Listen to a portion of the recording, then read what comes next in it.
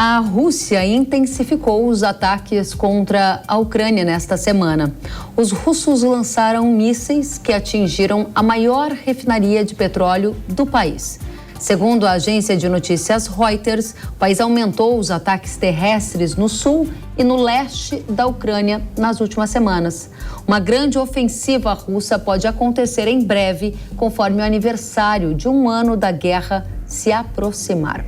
O conflito teve início em 24 de fevereiro do ano passado, quando o presidente russo Vladimir Putin ordenou que milhares de soldados entrassem na Ucrânia em o que ele chamou de uma operação militar especial. Em quase um ano, o mundo sofreu grandes efeitos, com a segurança alimentar e energia em xeque. Teve também a pressão inflacionária e até a possibilidade de um conflito nuclear. Para o agronegócio brasileiro, o principal impacto aconteceu nos mercados de fertilizantes e grãos. Nos grãos, num primeiro momento, a gente observou as restrições às exportações de milho, de trigo e outros produtos ali pelo Mar Negro. Um acordo organizado pela ONU, que atualmente segue em vigência, foi assinado 2 vezes entre os países para permitir a exportação de grãos e fertilizantes. A Rússia é a maior exportadora mundial de trigo e a Ucrânia ocupa o 2º lugar na exportação de óleo de girassol e 4º lugar em embarques de milho.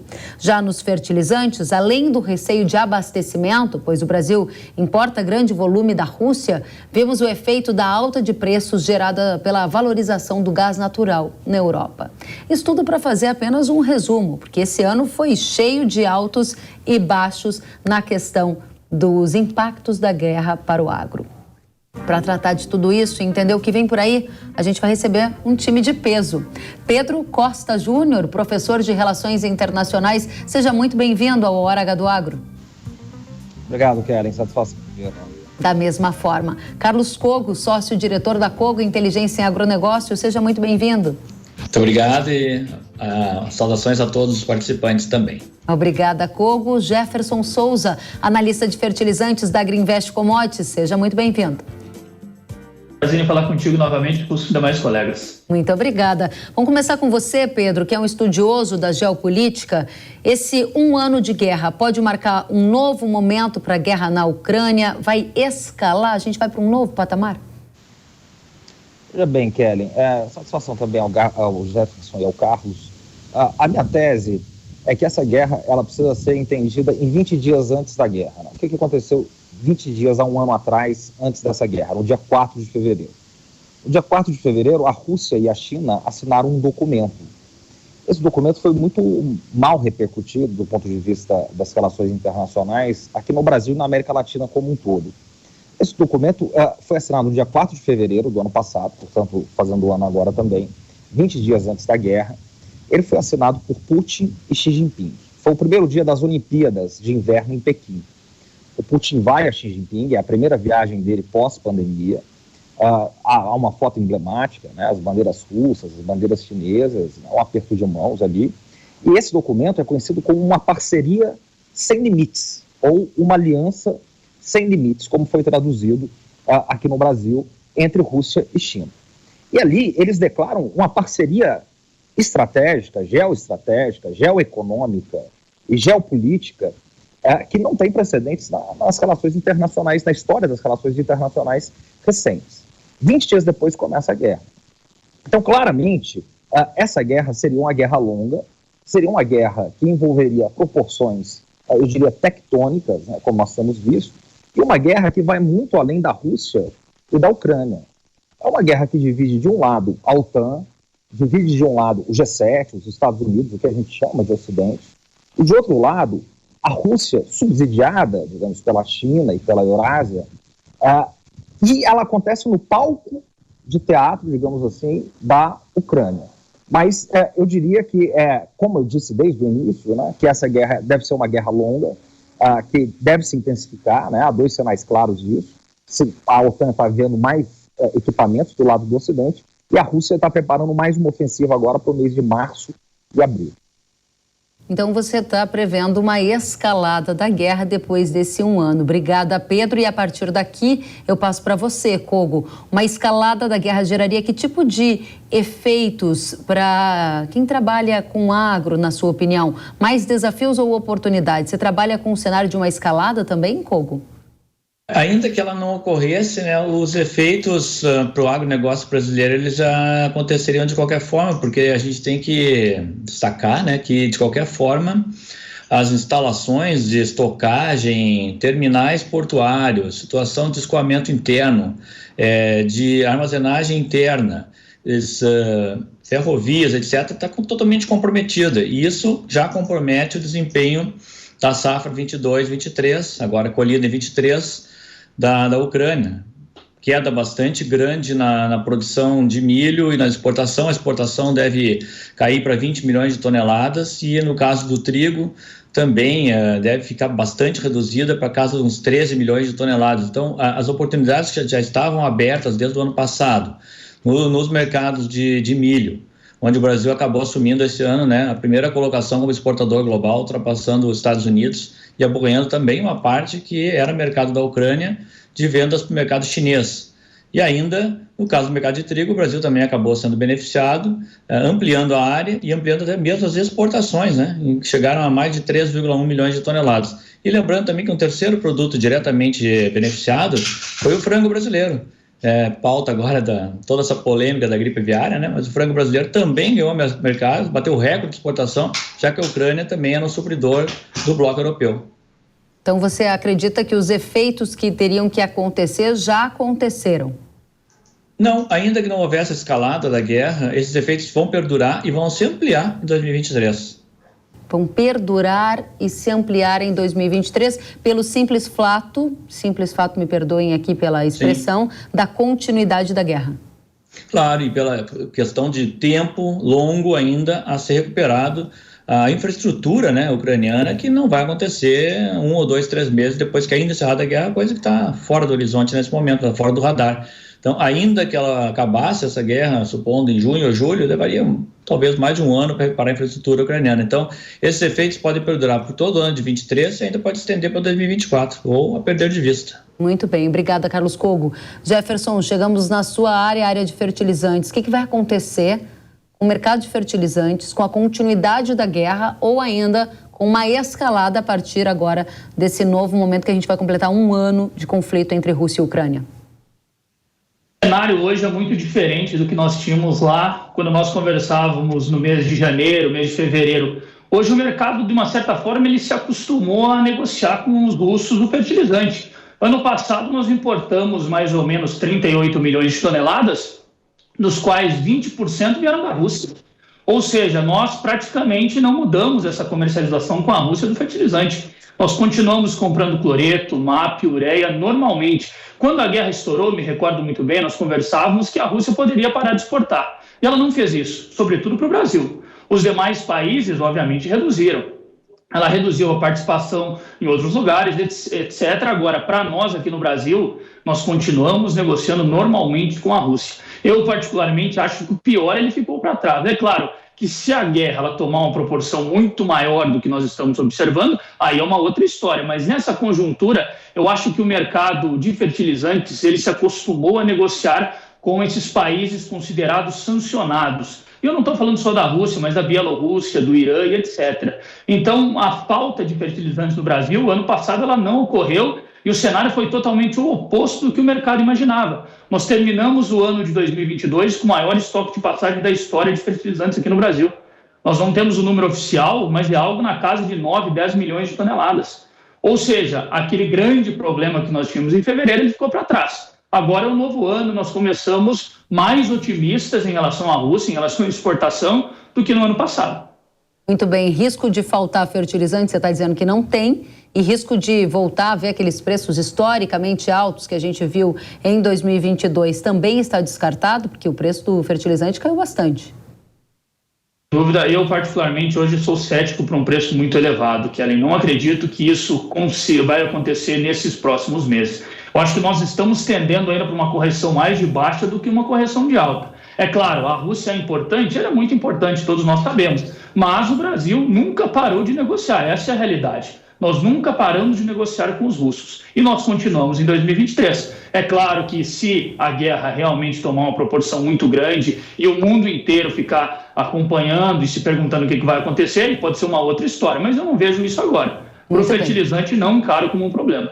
Nunca paramos de negociar com os russos, disse o Jefferson. Ele me deu a deixa perfeita para eu passar a pergunta a você, Pedro. Que recentemente o ministro das Relações Exteriores do governo Lula, Mauro Vieira, ele concedeu uma entrevista à revista Veja, em que ele disse que o presidente Lula já afirmou inúmeras vezes que condena a invasão russa à Ucrânia. Segundo ele, o Brasil, segundo o ministro, o Brasil agora saiu de cima do muro. Há uma mudança de postura do governo brasileiro? Quais efeitos isso pode gerar? Por exemplo, uma crítica à Rússia poderia gerar algum tipo de efeito aqui para o Brasil? Olha, Kelly, só para deixar claro, né, a guerra ela tende a se intensificar, mas no palco da Ucrânia, né, sempre nesse sentido.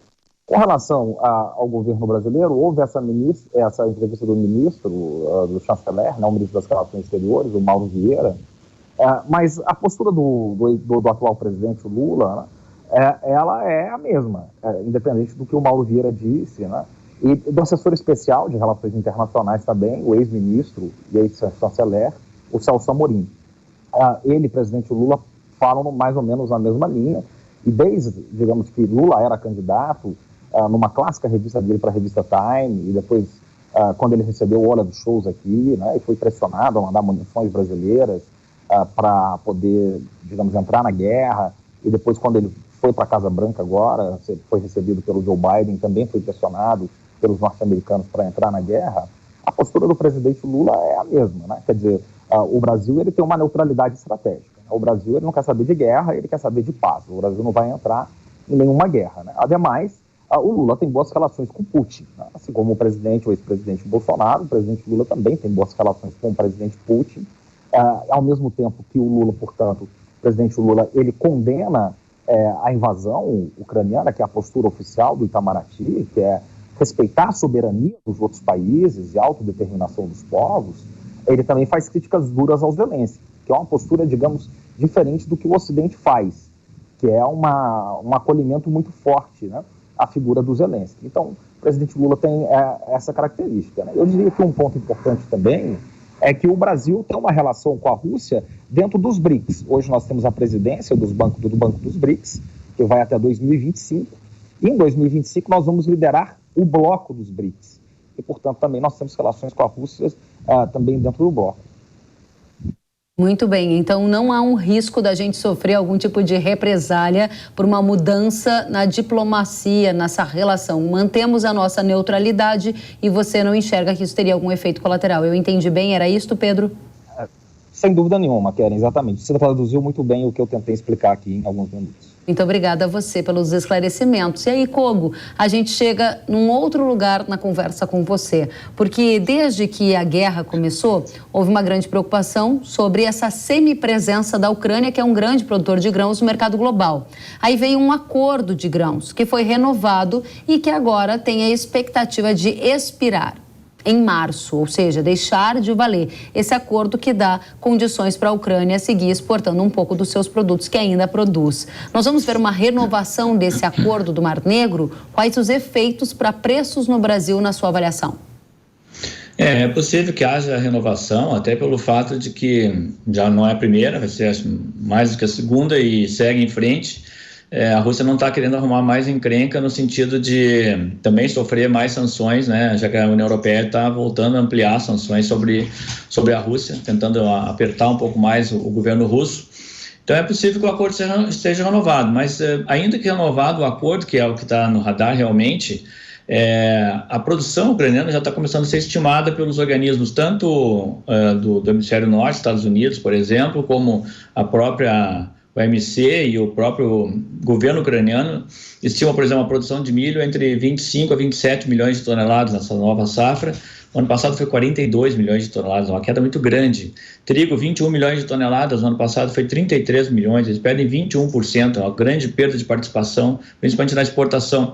E aí outros também tão grandes quedas, como o caso do girassol, que são muito fortes, o principal exportador de óleo de girassol para o mercado europeu.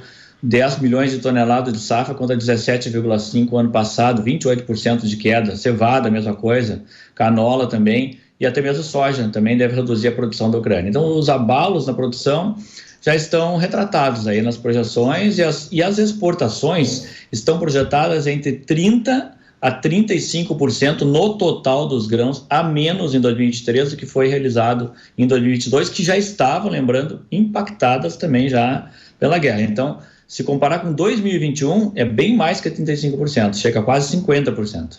Você quer dizer que mesmo que haja uma renovação do acordo de grãos via Mar Negro, a produção que sofreu queda na Ucrânia ainda vai manter uma oferta reduzida no mercado global, o que dá sustentação para preço, como, por exemplo, dessas commodities que a gente está aqui tratando, que seja milho, que seja trigo? Perfeitamente.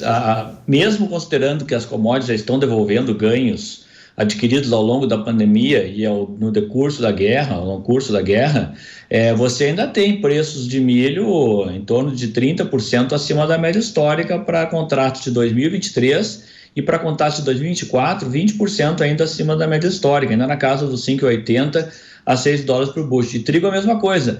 Trigo até mantém uma situação bastante estranha, porque estranha não, mas diferente dos outros grãos, à medida que você tem praticamente todos os grãos sinalizando preço mais baixo para 2024 em mercado futuro. E o trigo não, mesmo que a gente está vindo aí com uma safra maior no Canadá, na Austrália, em outros blocos, para a Europa recuperando safra, essa falta da Ucrânia está sendo precificada. Até porque os contratos de trigo para 2024 estão na mesma linha dos contratos de 2023.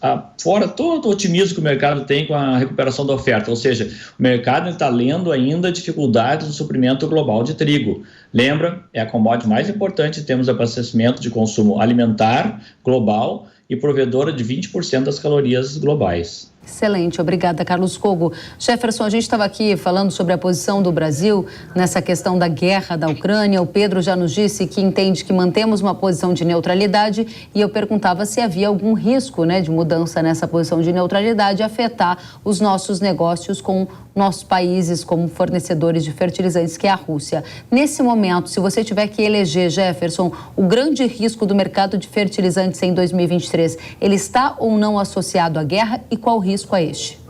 Eu acho que não está, Ken. Não está. Eu acho que nós já superamos. Claro, a guerra está acontecendo, como já foi dito, está ainda, quem sabe, pode tomar patamares mais elevados, mas eu não vejo hoje uma preocupação muito ligada à guerra. Nós temos outros fatores importantes. Eu acho que, para o lado da demanda, nós vamos ver como que a demanda global vai se comportar. Agora, Kelly, risco de oferta, eu não consigo encarar hoje no mercado de fertilizantes em 2023. O que nós estamos vendo na atualidade é uma forte queda no preço da ureia, por exemplo, impulsionada por um excesso de oferta e uma queda na demanda. O produtor no mundo inteiro, de uma certa forma, no ano passado, reduziu as suas ocupações. Isso é um fato, já ficou consolidado. Aqui no Brasil, provavelmente as entregas, quando forem divulgadas, ficarão na casa de 10% a menos do ano de 2021. Então, do lado da oferta, nós começamos 2023 sem grandes riscos e com um cenário muito mais otimista do que nós começamos em 2022. Existem algumas preocupações? Ainda existem, obviamente. A Bielorrússia enfrenta problemas logísticos e de pagamento. A Rússia está passando pela guerra e, obviamente, não são todos os países que vão fazer negócio com os russos, mas o Brasil vai continuar. Na minha opinião, são interesses comerciais muito fortes, que até mesmo além de governo. As empresas na Rússia, elas precisam exportar. O consumo de fertilizante na Rússia é de 12% a 13%. Ele não passa disso. O restante é mercado externo. Ou seja, se uma empresa na Rússia deixar de exportar, qual mercado ela terá? Ela precisa exportar. E o Brasil, de uma certa maneira, também precisa desse fertilizante. Então, acho que essas relações elas continuarão normalmente em 2023. Eu não encaro como um risco como nós tínhamos no ano passado. Muito bem. Você não encara que haja um risco de abastecimento, ou seja, falta de produto derivado de uma escalada da guerra, e ainda você mencionava a redução no uso de adubo no país na última safra ou nas últimas safras, em função também da carestia. Para 2023-24 vai haver uma recuperação, uma retomada no uso de fertilizante, já que os preços caíram? Acredito que nós vamos retomar, talvez poderemos buscar os números de 2021, ainda um pouco cedo para falar. Lembrando que em 2021 nós tivemos o maior número de entrega de fertilizantes, ultrapassamos 45 milhões de toneladas. Agora, em 2023, eu não acredito que nós vamos atingir esse número novamente. Acho que nós estamos tendendo aí para 45, 44,5 por enquanto. É claro que nós temos aí um longo período pela frente. Eu acho que um fator determinante para, de uma certa forma, dizer se o produtor vai comprar mais ou não é o preço da commodity dele, da soja e do milho, que está totalmente atrelado com o poder de compra dele. Nada adianta o adubo cair se a soja e o milho também cair. Ele está perdendo poder de compra. Muito obrigada.